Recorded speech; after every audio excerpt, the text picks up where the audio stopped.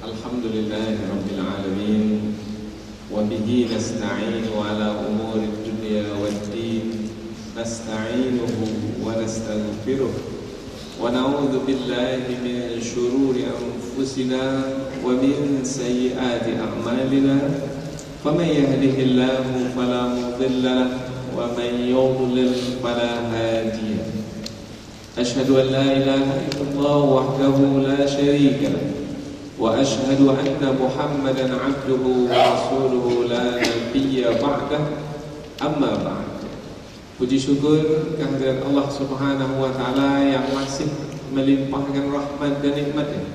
Kita bersyukur dengan mengucapkan alhamdulillahirabbil alamin. Kemudian tidak lupa pula bersalawat kepada Rasulullah dengan mengucapkan Allahumma salli ala Sayyidina Muhammad wa ala ali Sayyidina Muhammad, dan bersalam kepada Rasulullah dengan mengucapkan Assalamu alayka ya Rasulullah, Assalamu alayka ayyuhan nabiyyu wa rahmatullahi wa barakatuh. Kaum muslimin dan muslimat yang dirahmati Allah, alhamdulillah kita kembali meneruskan pengajian akhlak-akhlak mulia yang telah kita susun sebanyak 120 akhlak mulia. Dan pada pagi hari ini kita akan teruskan kepada akhlak yang ke-86. Akhlak yang ke-86 melanjutkan akhlak yang ke-85. Apabila pada yang ke-85 kita menerangkan tentang akhlak suami menasihati istri, maka sekarang pula akhlak istri menasihati suami. Nasihat menasihati mengelakkan kita dari kerugian. Allah Subhanahu wa taala berfirman, wal asr, demi masa, innal insana lafi khusr, sungguh manusia itu sungguh dalam kerugian, illal ladzina amanu, kecuali orang-orang yang beriman, wa amilus salihat, dan beramal saleh.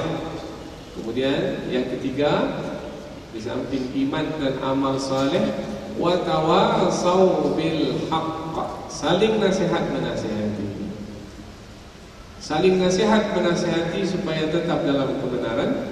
Wa tawasau bis sabr, saling nasihat menasihati supaya tetap dalam kesabaran.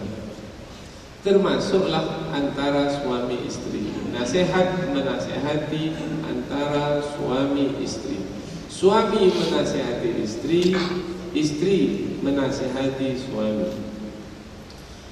Apa saja akhlak mulia ketika istri menasihati suami? Sebenarnya semua pelajaran akhlak yang telah diterangkan sebelum ini adalah masuk ke dalam pembahasan kita pada pagi hari ini, yaitu ketika istri menasihati suami.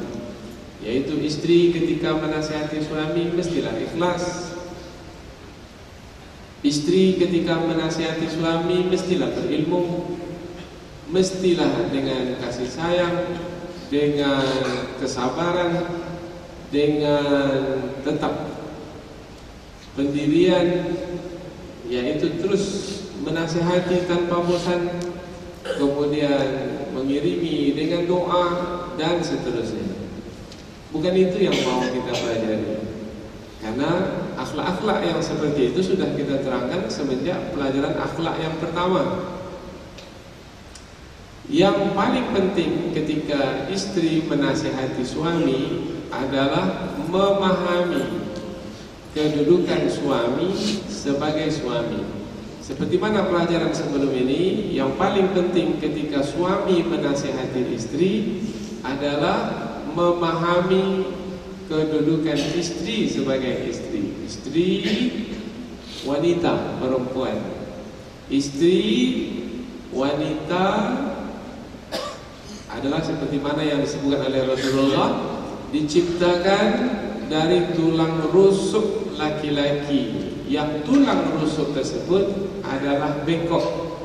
maka apabila si suami memaksa untuk meluruskannya juga, maka dia akan patah. Dan apabila membiarkan, dia tetap bengkok, tetapi membiarkan dengan cara menjaga dan memeliharanya sehingga tetap menikmatinya, menikmati istri meskipun istri itu masih dalam keadaan bengkok. Ini istamta'ta biha wa fiha iwaj. Kamu menikmati istri, bersama dengan istri, dengan kekurangan yang ada pada istri, tetapi tetap mendapatkan kenikmatan meskipun istri itu dalam keadaan bengkok. Itu yang penting untuk difahami oleh suami ketika menasihati istri. Pandai-pandailah menasihati istri. Begitu juga sebaliknya, pandai-pandailah menasihati suami. Apabila pelajaran sebelum ini tentang keadaan istri yang diumpamakan sebagai tulang yang bengkok, maka bagaimana pula dengan suami? Ada tiga kata yang mesti diperhatikan oleh istri apabila berhadapan dengan suami, termasuk ketika menasihati suami. Ketika berhadapan dengan suami, mungkin berdiskusi dengan suami, bertukar pikiran, meminta pendapat, berbincang, dan seterusnya. Tetapi lebih spesifik, karena kajian kita ini menasihati suami, maka dalam hal nasihat, mestilah seorang istri memahami suami bahwasanya suami itu diberi kedudukan lebih oleh Allah Subhanahu wa taala, yaitu kelebihannya sebagai pemimpin di dalam keluarga. Jadi kata yang pertama, pemimpin. Dalam istilah yang lain, suami sebagai imam. Kalau disebut imam, pemimpin juga. Imam salat, pemimpin di dalam salat. Nah, kata pemimpin atau imam identik sekali dengan kata taat dan patuh atau mengikuti. Imam takbir, makmum takbir. Makmum patuh kepada imam yang telah bertakbir. Imam rukuk, makmum merukuk. Imam sujud, makmum sujud. Makmum mengikuti imam. Begitu juga seorang istri mengikuti suami. Suami telah dilebihkan oleh Allah Subhanahu wa taala sehingga ditetapkan sebagai pemimpin di dalam rumah tangga. Ayatnya ayat yang sama dengan pengajian kita sebelum ini, yaitu surah An-Nisa ayat yang ke-34. Allah berfirman, "Ar-rijalu qawwamuna 'alan nisa." Sesungguhnya laki-laki, yaitu suami, dilebihkan oleh Allah Subhanahu wa taala dari wanita bima faddalallahu ba'dahum 'ala ba'd. Disebabkan karena Allah telah melebihkan sebahagian mereka laki-laki atas sebahagian yang lain, yaitu wanita, wa bima anfaqu min amwalihim, dan disebabkan karena suami diberi kelebihan oleh Allah, badan yang kuat, kemudian dia mencari rezeki, kemudian rezeki yang dia miliki dia nafkahkan kepada istrinya, kepada anaknya. Nah, suami yang memberi nafkah, makanan, minuman, pakaian, tempat tinggal, dan keperluan hidup, itu adalah tanggung jawab suami, dan itu adalah dalam waktu yang sama kelebihan suami. Maka Allah jadikan suami itu sebagai pemimpin, disebabkan karena apa-apa yang mereka nafkahkan kepada istri-istri mereka. Jadi kata yang pertama yang mesti difahami oleh seorang istri adalah suami itu pemimpin. Maka apabila suami itu pemimpin, identik dengan yang ditaati, yang dipatuhi perintahnya, yang diikuti, maka dalam menasihati nanti kita akan terangkan, yaitu pilihlah kata-kata yang jangan sampai kata-kata itu tidak menghormati suami sebagai pemimpin. Malah kata-kata itu adalah merendahkan suami sebagai pemimpin, menghinakan suami sebagai pemimpin. Maka niat hati untuk menasihati supaya berubah, umpamanya berubah sikap suami, tetapi malah bukan yang menjadi lebih baik, keadaan menjadi lebih buruk, disebabkan karena tidak bijaksana di dalam menasihati suami, karena tidak menempatkan suami pada tempat yang sepatutnya, yaitu sebagai seorang pemimpin. Apabila kalau suami itu kurang pula imannya, kemudian hawa nafsu yang menguasai hatinya, maka muncullah angkuhnya, muncullah sombongnya. Maka ketika kesombongan sudah menguasai dirinya, maka dia tidak lagi melihat istri yang akan menasihatinya, tetapi dia melihat istrinya ini adalah yang menjatuhkan kedudukan. Tak jadi nasihat menasihati. Itu kata yang pertama, yaitu kata kuncinya, istri hendaklah memahami suami sebagai pemimpin atau sebagai imam. Ini diperkuat lagi di dalam hadis riwayat Imam Al-Bukhari dan Muslim, bahwasanya suami itu adalah bagaikan pengembala yang memimpin. Pengembala itu kan memimpin. Pengembala di padang rumput memimpin gembalaannya, yaitu mengarahkannya ke padang rumput. Maka gembala-gembala itu, pamannya kambing-kambing itu, semua patuh kepada pengembala. Semua berada di padang rumput. Petang hari diperintahkan pula untuk pulang ke kandang, semuanya pulang ke kandang. Tak ada satu pun yang durhaka. Durhaka maknanya melanggar perintah pengembala. Semua patuh, semua pulang ke kandang. Nah, kata pengembala ini disebut di dalam hadis Rasulullah, kullukum ra'in wa kullukum mas'ulun an ra'iyatihi. Setiap kamu adalah pengembala. Pengembala penanggung jawab, yang membawa yang lainnya. Pengembala yang membawa kambing. Suami yang membawa istri. Apabila ada anak-anak, membawa anak-anak. Dan masing-masing pengembala atau penanggung jawab akan diminta pertanggunggan jawabnya. Wa huwa mas'ulun an ra'iyatih. Dan dia pengembala itu diminta pertanggungan jawab atas apa-apa yang ia gembalakan, yang ia pimpin. Ini analogi di dalam penyampaian ketika kita mendapatkannya, khususnya di dalam bahasa Arab, tujuannya adalah untuk memudahkan kita memahami.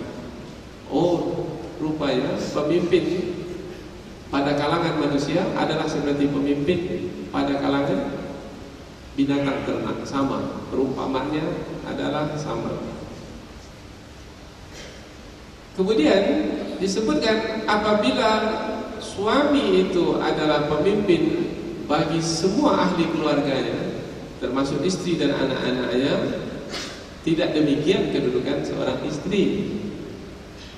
Maka istri pula dikatakan bahwasanya istri itu ra'iyatun fi baitiha, yaitu istri itu sebagai penanggung jawab di rumahnya,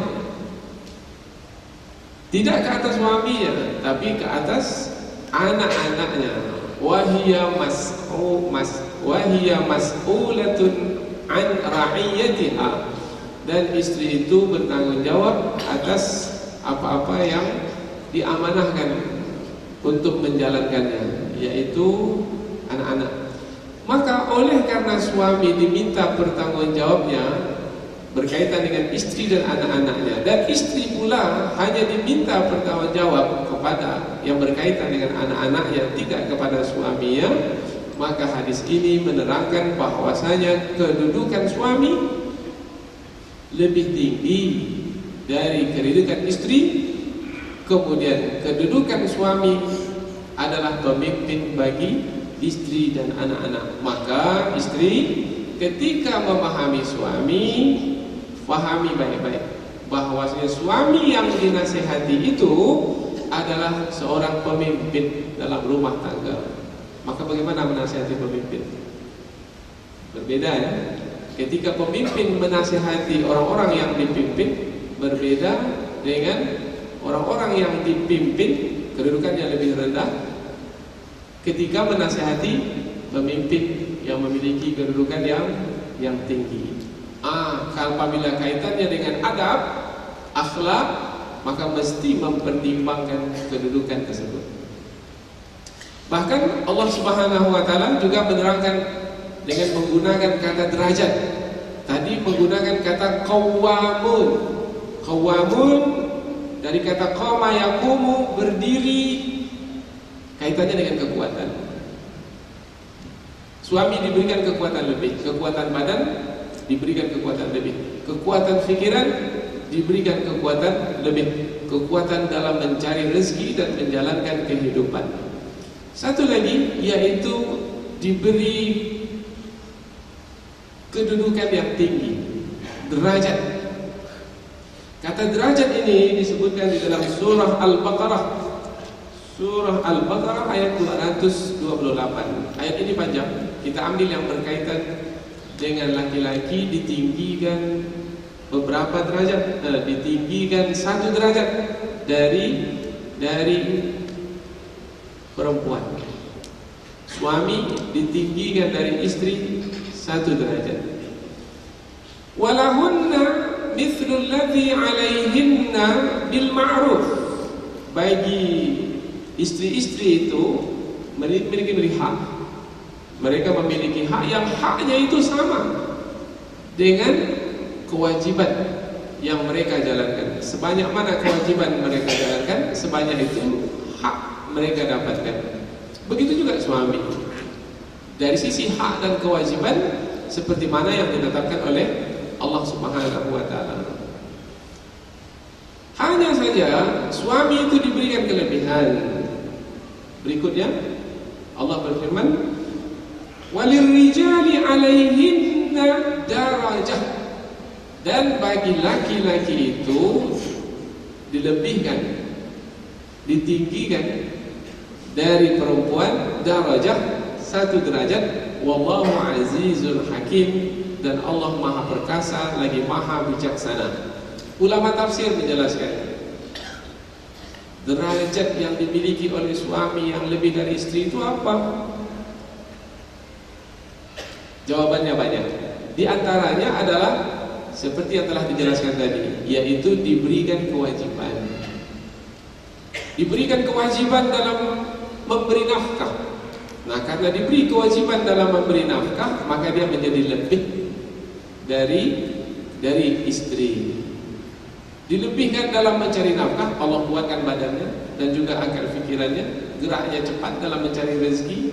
Dengan kekuatan yang ada padanya, dia mudah saja mengolah sawah, kemudian mengharungi laut, samudra untuk menangkap ikan dan seterusnya. Kemudian karena kewajibannya yang banyak, maka kelebihan derajatnya itu karena kewajibannya itu. Ia memberikan nafkah, dan nafkah yang diberikan kepada istri adalah bagaikan sedekah yang banyak pahalanya, maka di situ kedudukan suami menjadi lebih dari istri, derajat. Karena kata derajat kaitannya amat erat sekali dengan amal. Walikullin darajatum mimma amilu, dan masing-masing mendapatkan derajat dari apa-apa yang mereka amalkan. Jadi siapa suami yang memiliki derajat yang derajatnya lebih tinggi dari istri? Suami yang beramal. Banyak amal suami tinggi derajatnya, suami tak beramal, bergulung selimut saja. Ini istilah gulung selimut. Bangun pagi ambil selimut, duduk depan rumah, tak mau bekerja. Istri sudah memasak di dapur, menyiapkan segala sesuatu, Bahkan di tempat tertentu lagi, istri yang ke sawah, istri yang berjualan, berdagang, suami masuk ke dalam selimut dia sambil ngopi pagi hari. Ini tidak ada amal yang dikerjakan, padahal tanggung jawab mencari rezeki pada suami, maka hilanglah derajatnya. Artinya tak lagi memiliki derajat seperti mana yang telah diterangkan oleh Allah, bahwasanya walil rijal, dan bagi laki-laki itu, alaihinna, ke atas wanita, yaitu istri mereka, darajah, ada derajat yang ditinggikan. Wallahu azizul hakim, Allah maha perkasa lagi maha bijaksana. Ditutup dengan perkasa, wahai suami, jangan kamu menyangka kamu yang perkasa, Allah yang perkasa. Hakim, maha bijaksana, wahai suami, jangan kamu menyangka kamu yang bijaksana, Allah yang bijaksana. Maka kamu baru dikatakan bijaksana kalau kamu mengikuti petunjuk Allah Subhanahu wa taala, maka kamu akan dikatakan sebagai suami yang bijaksana. Ini kata pertama, yaitu kata pemimpin. Kata yang kedua yaitu suami diberikan kelebihan oleh Allah Subhanahu wa taala sebagai suami. Perhatikan wahai istri ketika menasihati suami, karena suami itu diberikan kelebihan akal dan agama oleh Allah. Suami diberikan kelebihan akal dan agama. Jangan cepat pula membuat kesimpulan, oh kalau begitu kami wanita ini kurang akal ya, kurang agama. Bukan begitu. Karena ini difahami dari hadis Rasulullah sallallahu alaihi wasallam. Rasulullah sallallahu alaihi wasallam bersabda, "Ma ra'aitu min naqisati aqlin wala dinin." Dan saya, kata Rasulullah, tak melihat orang yang kurang akalnya atau kurang agamanya, aghlab alladhi lubbin minkunna. Aku tidak melihat orang yang kurang akalnya, kurang agamanya dari kamu ini, wahai para wanita. Kapan Rasulullah mengeluarkan perkataan ini? Pada suatu ketika berjalan di hadapan para wanita, khususnya lagi ketika di hari raya. Maka Rasulullah mengatakan, aku tidak melihat orang yang kurang akal, kurang agamanya dari kamu, wahai wanita, maka banyak-banyaklah kamu bersedekah. Ada kaitannya dengan seruan untuk bersedekah. Kemudian ada seorang wanita bertanya kepada Rasulullah. Wanita ini berani, mungkin merasa, oh saya kurang akal, kurang agama, maka saya ingin tahu seperti apa penjelasan kurang akal, kurang agama. Maka berkatalah seorang wanita, berani menyampaikannya kepada Rasul, langsung bertanya kepada Rasul, wa ma nuqsanul aql? Ya Rasulullah, apa yang dimaksudkan dengan kurang akal itu apa? Maka Rasulullah menjawab, fasyahadatul mar'ataini syahadatu rajul. Persaksian dua wanita itu sama dengan persaksian satu laki-laki. Dua wanita, satu laki-laki. Berarti kalau dua persaksian wanita, satu laki-laki, bermakna harga satu laki-laki itu sama dengan dua wanita dalam persaksian. Jangan hukum secara umum, karena sudah banyak yang salah sekarang ini. Apalagi suami mudah sekali cari-cari alasan gimana merendahkan, mengalahkan istrinya. Kamu ini setengah dari laki-laki, tahu? Sudah. Kamu ini kurang akal. Tambah pula, entah dari mana dapatnya. Perbandingan antara akal suami dengan akal istri adalah akal suami 9, akal istri 1. Kamu 1 cuma tahu. Entah dari mana dapatnya. Wallahu a'lam. Setelah kita kaji-kaji, rupanya dapatnya dari sebuah buku yang di dalamnya riwayatnya Israiliyat saja, yaitu Durratun Nasihin. Dan ini banyak dijadikan sebagai materi pengajian oleh para ustaz. Jadi dapat ilmu yang salah lah cuma selama ini. Dengan mengatakan laki-laki punya 9 akal, 1 nafsu. Sementara wanita punya 9 nafsu, 1 akal. Ini tidak ada kaitan dengan Quran, tidak juga ada kaitan dengan hadis, bahkan bertentangan dengan Quran dan hadis. Tapi ini sudah menyebar di tengah masyarakat dan dipakai oleh laki-laki tertentu. Laki-laki tertentu saja.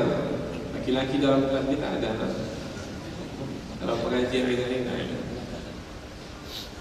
Sebenarnya kalau ini yang dikatakan, wanita itu mudah sekali membantah.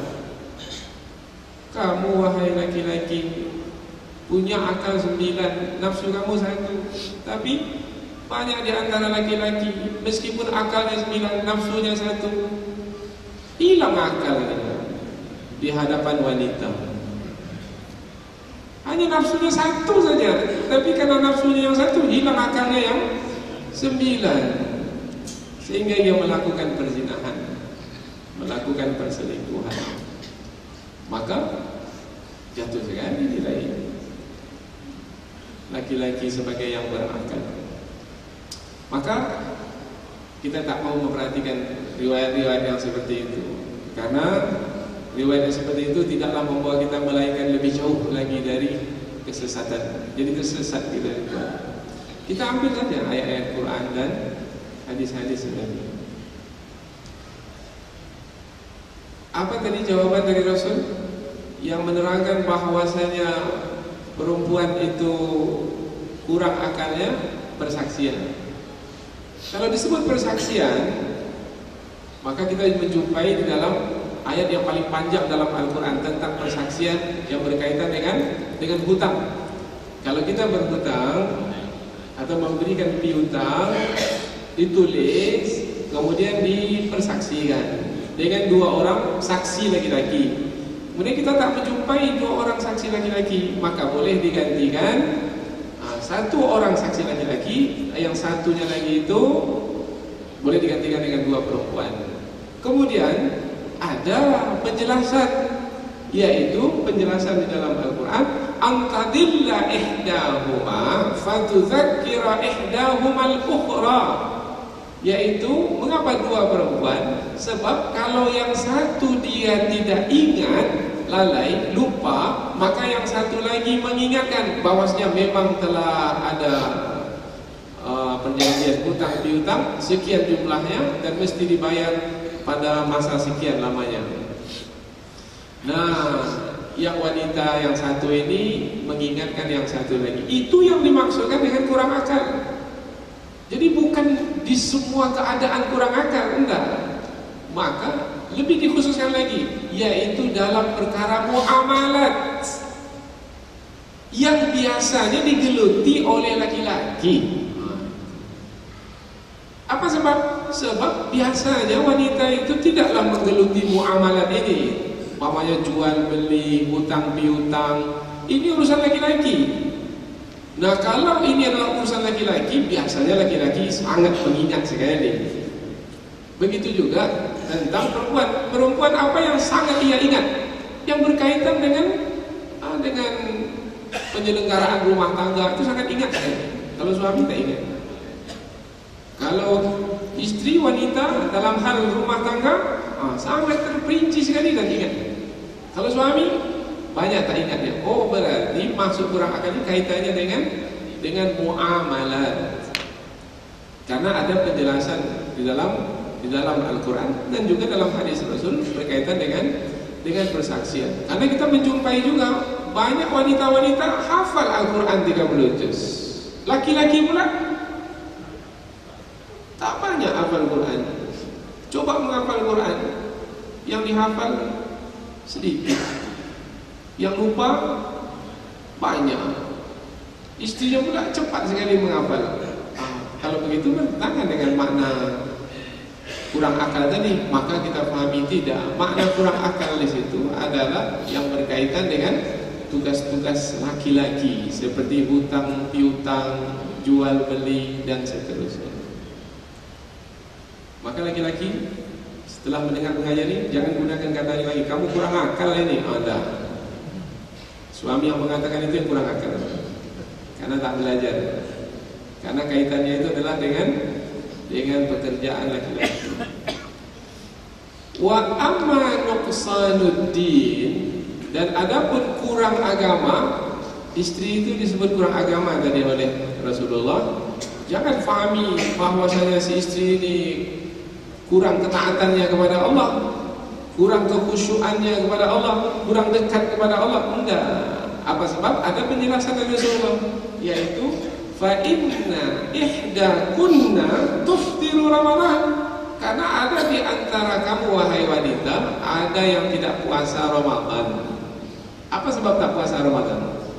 Karena mengikuti hawa nafsu? Tidak, karena berhalangan. Karena berhalangan, itu disebutkan kurang agama. Suami dapat penuh bulan Ramadan berpuasa, istri tak dapat. Apa sebab? Karena berhalangan. Nah, kalau seperti itu disebut kurang akal, maka bukan berarti si istri tidak mau melakukan ketaatan, tidak. Maka kekurangan istri itu sebenarnya bukanlah kekurangan secara menyeluruh, bukan. Karena tabiat atau keadaan istri itu yang seperti itu, yang itu adalah yang ditetapkan oleh Allah dengan kehendaknya, bukan kehendak istri itu adalah kehendak Allah. Ditambahkan lagi dengan tadi puasa, ditambahkan lagi dengan salat, yaitu ujung dari hadis. Wa tuqimu ayyaman la tusalli, dan kamu wahai wanita, kamu beberapa hari tak salat. Tak salatnya itu adalah karena berhalangan. Itu yang dimasukkan dengan kurang agama. Apa yang kita ingin sampaikan adalah, wahai istri, karena tabiat badan yang ada padamu wahai istri, maka kamu menjadi, pertama, menjadi kurang akal, kurang agama. Kemudian kurang akal, kurang agama seperti yang dimasukkan disebabkan karena kehendak Allah Subhanahu wa taala juga ke atasmu, dan tidak begitu keadaan suamimu, maka suamimu telah dilebihkan dari sisi akal dan agama. Maka dalam hal nasihat menasihati, wahai para istri, fahamilah kedudukan suami yang dilebihkan oleh Allah dari sisi akal, yang mana mereka ini mengetahui tentang keadaan di luar, tentang jual beli, tentang muamalat, tentang hutang piutang, tentang kehidupan ini. Maka apabila nanti berlaku permasalahan yang berkaitan dengan kehidupan, kamu memandangnya salah, kemudian kamu mau menasihatinya, maka bertimbanglah, bertimbang rasa, paling tidak timbang-timbanglah bahwasanya suamimu itu adalah yang diberikan kelebihan akal dalam permasalahan kehidupan yang berkaitan dengan tugasnya sebagai suami. Jangan kamu pula sepertinya lebih tahu dari suamimu tentang rekan bisnis umpamanya, tentang pekerjaan yang ada di kantor. Tidak. Maka perhatikan kedudukan suami. Begitu juga yang berkaitan dengan agama. Ada kalanya kamu wahai istri dalam keadaan berhalangan. Nah, ketika kamu dalam keadaan berhalangan, suamimu itu tetap senantiasa melakukan ketaatan dan mendekatkan diri kepada Allah, maka fahami jugalah kedudukan suamimu itu yang senantiasa mendekatkan diri kepada Allah. Ia tidak sepertimu yang nuqsanuddin, yang Allah telah tetapkan kurang dari sisi agama, seperti yang kita jelaskan tadi. Yang ketiga, jadi yang pertama tadi katanya pemimpin, kata yang mesti dipertimbangkan. Yang kedua, yaitu kata kelebihan dari sisi akal dan agama. Yang ketiga, setelah yang ketiga ini barulah kita sampaikan kesimpulan berkaitan dengan adab ketika istri menasihati suami. Yang ketiga adalah karena suami di ditinggikan oleh Allah Subhanahu wa taala dengan beberapa kewajiban. Seperti umpamanya kewajiban membawa keluarga sampai kepada hak untuk menceraikan istri. Apakah istri diberi hak juga untuk menceraikan suami? Tidak. Jadi yang diberi hak untuk menceraikan istri, yang diberi hak untuk menceraikan adalah suami. Suami diberi hak untuk menceraikan istri. Selalu kita pahami hak berkaitan dengan kewajiban. Hak berkaitan dengan kewajiban. Suami dapat hak, yaitu hak menceraikan. Lalu kewajibannya? Kewajibannya adalah menjaga rumah tangganya itu. Maka ia adalah yang sangat bertanggung jawab dan memperhatikan rumah tangganya itu. Ibarat bahtera, ia sangat menjaga bahteranya itu untuk tidak tenggelam. Maka ia mempertimbangkan segala sesuatu, memikirkan segala sesuatu. Ia tidak mau cuai, lalai, sehingga bahtera itu menjadi tenggelam, tidak sampai ke daratan seberang. Semua mesti dipertimbangkan. Kalau kita berlayar di tengah laut, apa yang dipertimbangkan? Perjalanan yang panjang, satu. Ombak yang besar, satu lagi. Angin yang kencang, yang tak nampak, bertiup dari mana-mana, satu lagi. Apa lagi? Banyak sekali. Bekal yang mungkin tidak cukup untuk sampai ke daratan seberang. Penumpang lagi yang risau, yang gelisah, mau cepat sampai saja, sementara dia tidak mengetahui keadaan tantangan yang sedang dilalui di atas samudera, dan seterusnya. Suami mempertimbangkan semua itu, dan itu adalah kelebihan suami. Maka wahai istri, mungkin kamu memandang satu pandangan, tetapi suamimu, wahai istri, kamu mungkin memandang satu pandangan, satu perspektif, sudut pandang. Tapi boleh jadi suami itu memandang dari sudut pandang yang banyak sekali. Maka wahai istri, pertimbangkan jugalah suami yang diberi kelebihan oleh Allah, yaitu berupa kewajiban membawa rumah tangga, sehingga Allah berikan hak khusus untuknya yang tidak Allah berikan kepadamu wahai istri, yaitu hak menceraikan. Sampai di sini. Ada 3 kata. Pertama, pemimpin. Yang kedua, kelebihan. Yang ketiga, hak. Hak khusus. Dan ini adalah pada suami. Dengan 3 kata ini, maka pertimbangkan wahai istri ketika menasihati suami. Pertama,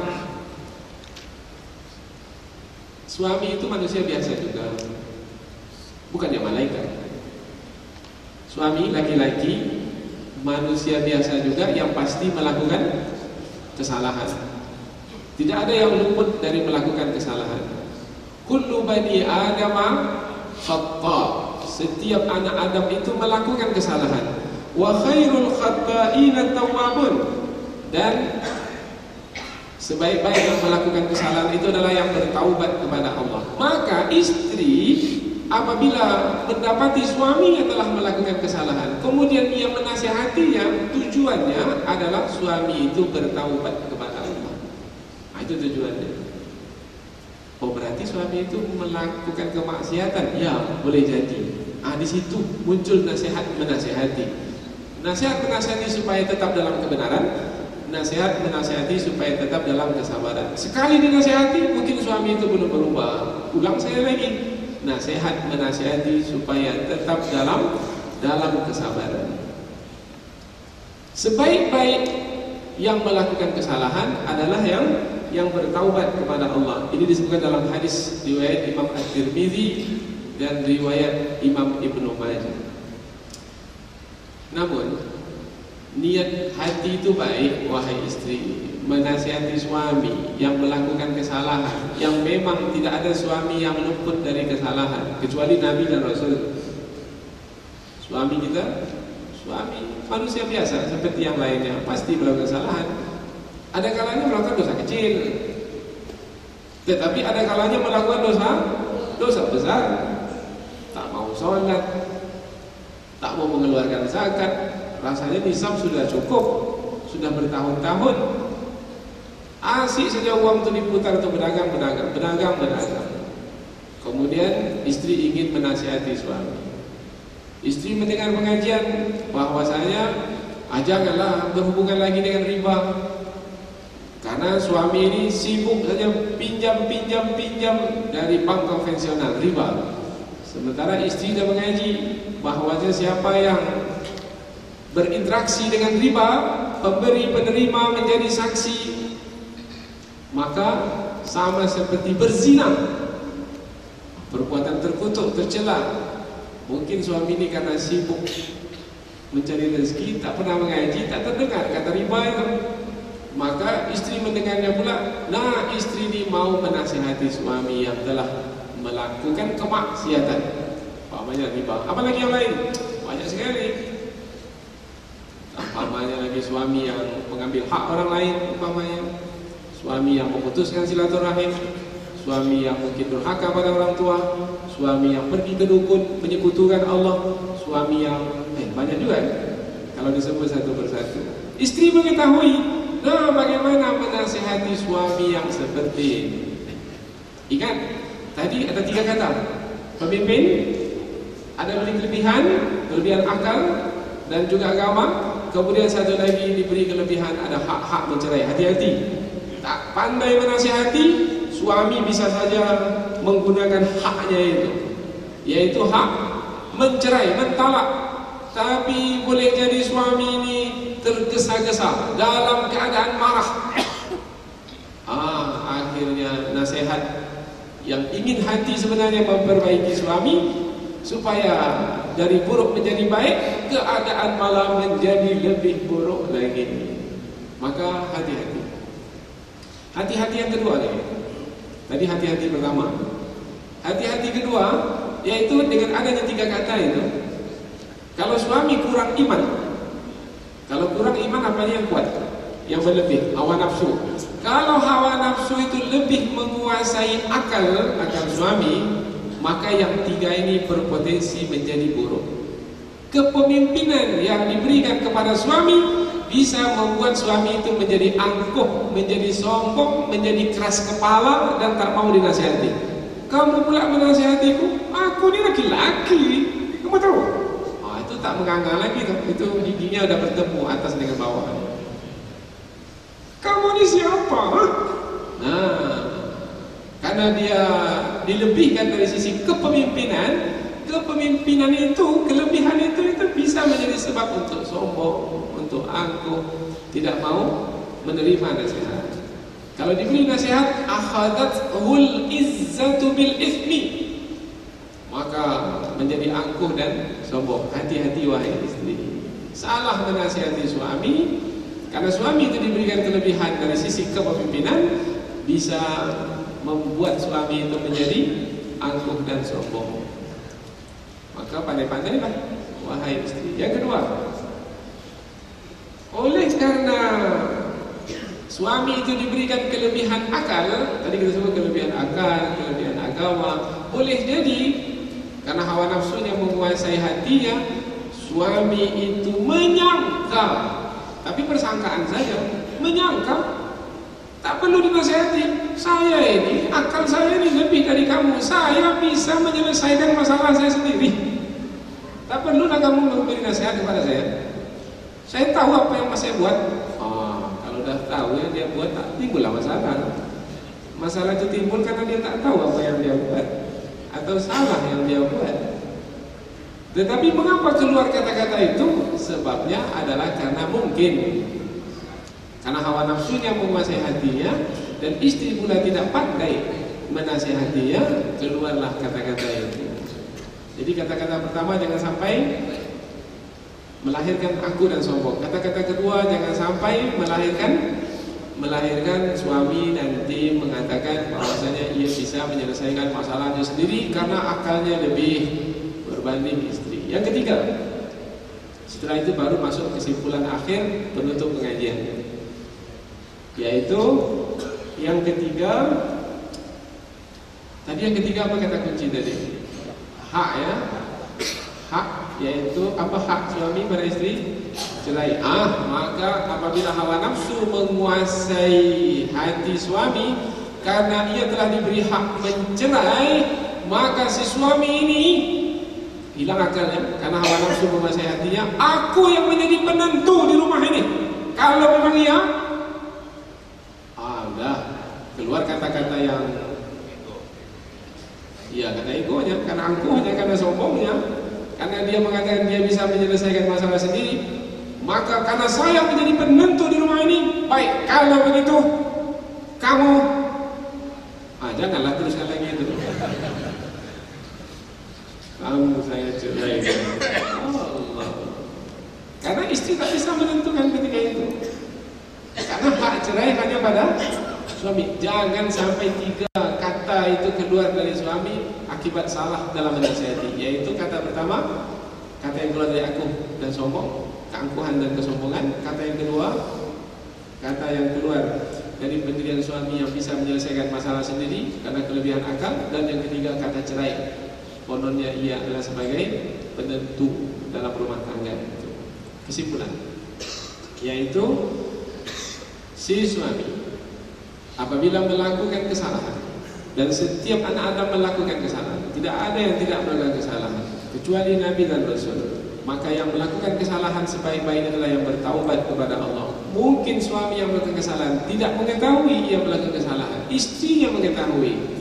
Maka si istri hendaklah menasihati suami supaya terelak dari kerugian. Tetapi ketika istri menasihati suami, pertimbangkan yang 3. Suami itu pemimpin, suami itu diberikan kelebihan akal dan juga agama, suami itu juga diberikan kelebihan berupa hak, yaitu hak mencerai karena kewajiban yang telah Allah berikan kepadanya lebih. Maka istri pertama, dari tadi menunggu yang ini, yaitu pertama, jangan wahai istri keras dalam menasehati suami.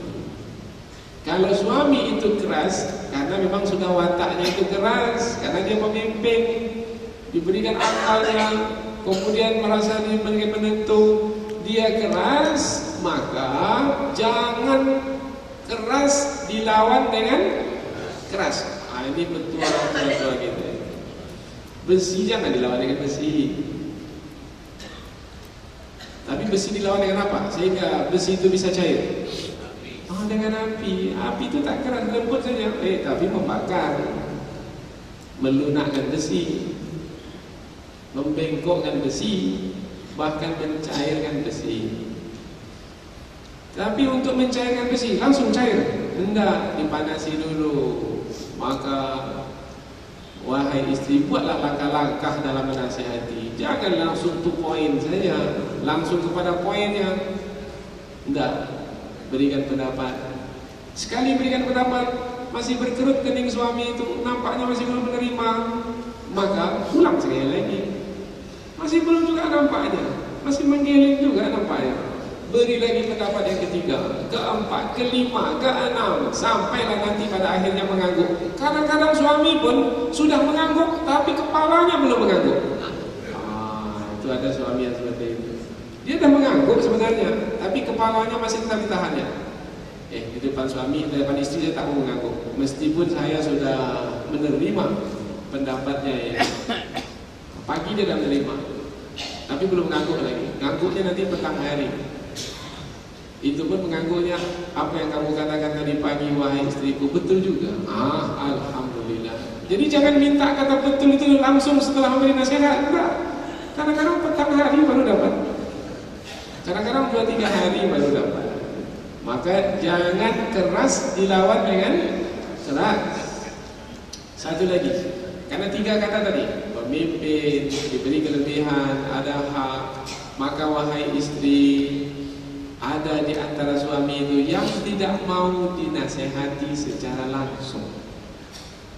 Kalau istrinya menasehati kita, maka wahai istri, mengadulah kepada siapa, sehingga nasihat itu tidak langsung kepada suami. Entah mengadu kepada, tapi jangan salah pula. Salah pengaduan pula. Umpamanya kepada orang tuanya, umpamanya ayah mertua, mak mertua atau abangnya, siapa yang dia segani, yang pandai pula lah menyampaikannya kembali. Kalau suami itu tidak mau menerima nasihat secara langsung, karena kedudukannya itu tadi itu yang membuatnya itu mungkin tak mau menerima secara langsung, kononnya akan jatuh kedudukannya. Tapi kalau suami yang pandai, yang bijaksana, kalau istrinya menyampaikan langsung dia terima, asalkan istri itu menyampaikan langsung berdua saja, jangan menyampaikan langsung tetapi depan orang.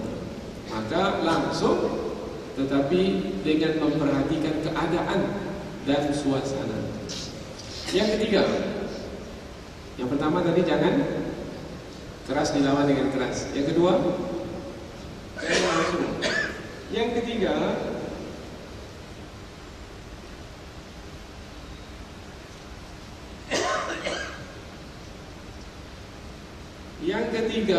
memilih kata-kata.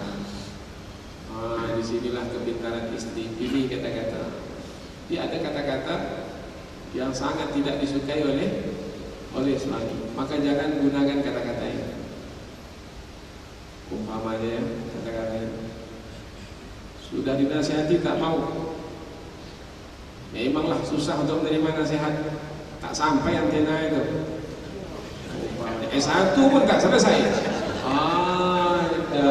Kalau udah macam itu, karena istrinya ini S3 ini, suaminya pula S1 tak selesai kuliahnya, digunakan kata-kata seperti itu, suami tak bisa terima. Sebaik apapun nasihat, tak akan mungkin bisa menerima.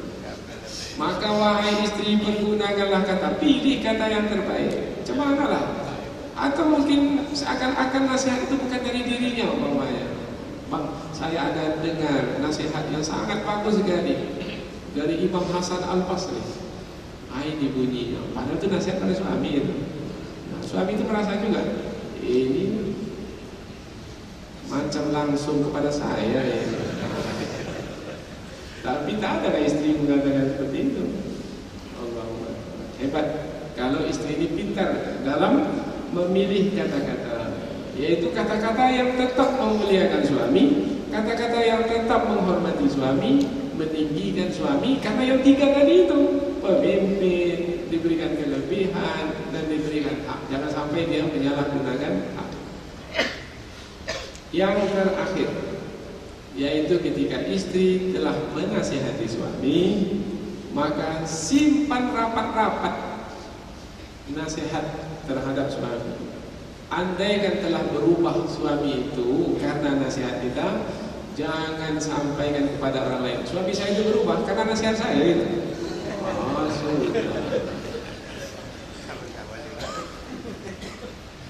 Jangan simpan rapat-rapat, karena tadi itu yang tiga itu. Apabila kita menceritakan kepada orang lain, bisa tercemar kepemimpinannya, sehingga tidak nampak lagi suami yang memimpin, nampak istri yang memimpin.